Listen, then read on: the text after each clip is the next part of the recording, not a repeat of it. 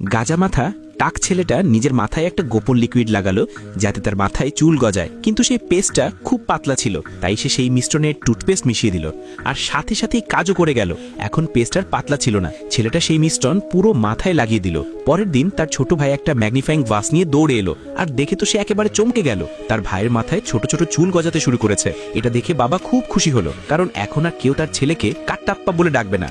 অদ্ভুত ব্যাপার হলো, নাস্তা শেষ করতেই আর স্কুলে যাওয়ার আগেই ছেলেটার চুল ঘন আর ফুলো হয়ে গেল, কিন্তু ছেলেটা বিষয়টা ইগনোর করলো। স্কুলে পৌঁছতেই ক্লাসমেটরা তাকে নিয়ে হাসাহাসি শুরু করলো। সবাই বলল সে নাকি উইক পরে এসেছে, কারণ এর আগেও সে একবার উইক পরেছিল আর ভেবেছিল খুব স্মার্ট লাগছে, কিন্তু ফুটবল খেলার সময় সেই উইক পরে গিয়েছিল আর সবাই তার সামনে তাকে নিয়ে মজা করেছিল।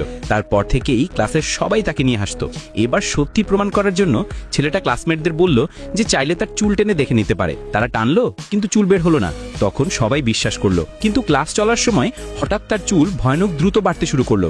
এত লম্বা হলো যে পুরো মুখ চুলে ঢেকে গেল এবং খাওয়া দাওয়া করতেও সমস্যা হতে লাগলো। তার চুল আরো বাড়তেই থাকলো।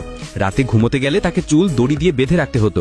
প্রতিদিন সকালে তার বাবা অনেকগুলো চুল কেটে দিতেন, তবুও এত লম্বা চুল তাকে খুব বিরক্ত করত। বাতাস লাগলে তার চুল ঝোপঝাড়ে গিয়ে আটকে যেত।